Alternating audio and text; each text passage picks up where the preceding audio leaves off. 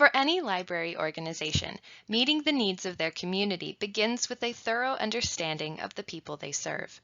To get a full picture of the Seattle Public Library's impact on their community, we must begin in that same place, the city itself. Seattle, Washington is home to over 724,700 people. The city is divided into 139 different neighborhoods. These neighborhoods are distinct from each other, with significant wage gaps between the various neighborhoods, separating the wealthy, white-collar workers from the middle class and lower class. While this is not uncommon in American cities, it does present a multitude of challenges for the many neighborhood libraries. With wage gaps, equity gaps are sure to follow, so each individual library branch needs to be prepared to meet the needs of the city in general, while emphasizing the unique needs of their particular community and users.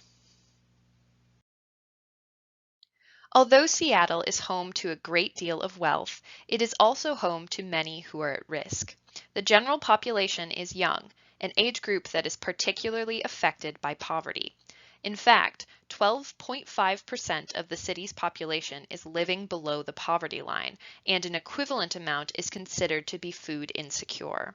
Of particular note for libraries, a significant portion of the city lives without home access to the internet, and over 10% of the city's residents have not had medical care within the past 12 months due to cost. Across the board, Seattle is below the national averages for all of these statistics, but those living at risk within the city cannot and should not be ignored. Beyond socioeconomic diversity, there is a great deal of cultural and ethnic diversity within the city.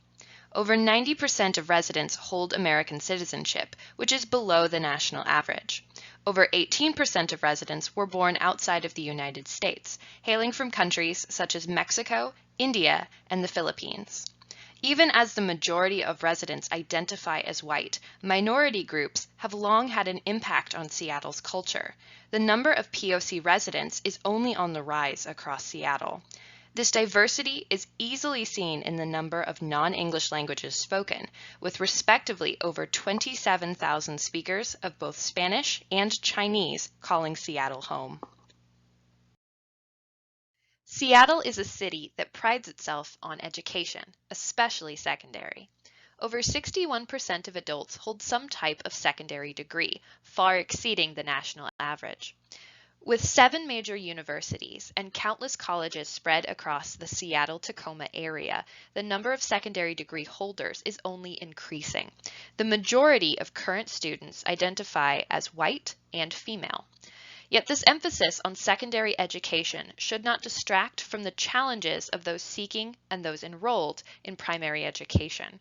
Public libraries have a huge role to play in the lives of everyone, from preschoolers to students of private and public schools, GED seekers to doctoral candidates, college students to those who are seeking self-education opportunities.